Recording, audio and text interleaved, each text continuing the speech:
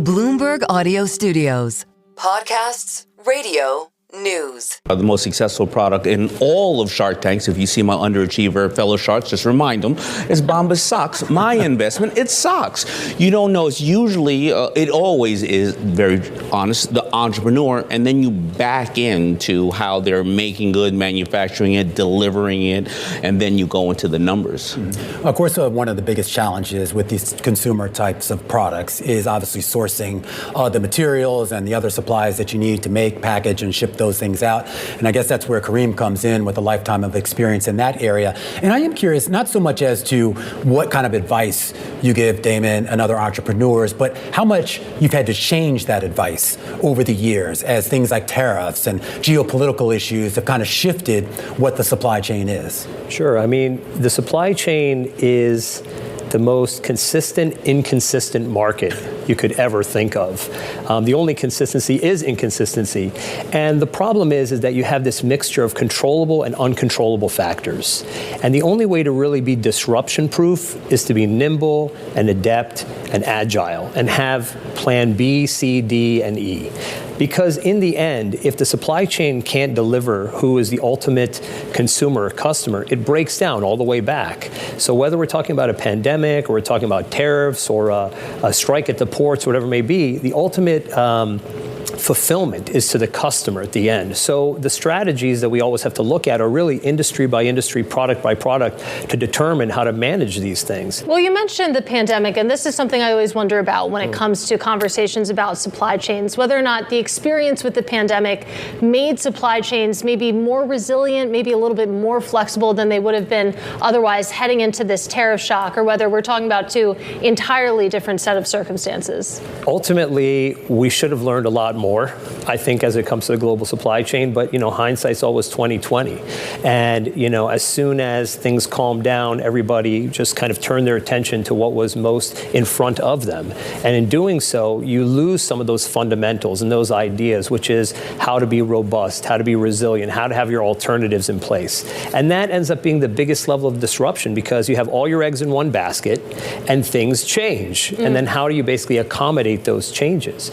So I would suggest, and we always are talking to our companies and brands that we speak to about what are you going to do if there's no product available? What are you going to do if your costs increase significantly or if your supplier just can't deliver anymore? Do you have those plans in place? And anybody who has a strong supply chain has a diverse supply chain, regardless of what we're talking about, whether it's a pandemic or it's tariffs or whatever it may be. The diversity of the supply chain is going to be the key to success. Well, Daymond, bring us into the lived experiences of some of these companies, some of these brands. When you're talking to founders, what industries tend to be disproportionately impacted by what we're talking about? Well, anything that you need several different aspects and several different components. When I first started, I was making in Guatemala and then I was making in Korea. That shifted over to China, but then China, these factories are opening and closing just as fast. They're owned by the government, right? Then I moved over to Turkey and India. So if you're having different components, right? And so that's why,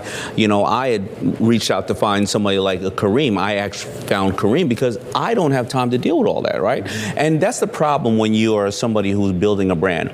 You start a brand and you want to solve a problem or bring somebody joy, but all of a sudden now you have to learn manufacturing, shipping, finance, social media, and all this other stuff. So again, somebody that like Kareem, who has 2,000 factories at their fingertips, are the ones that you want to go to because there is no one answer. And tariffs, quota, it's illegal to make a product over here, government change, war, it's all over the place.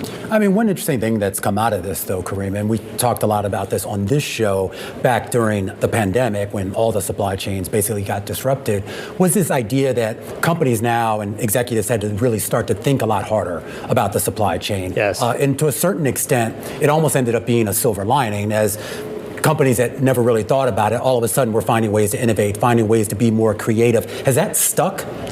Yes, I do believe it's stuck, and I believe that we're creating more and more best practices. And how we see that isn't just with businesses, but even at the level of education.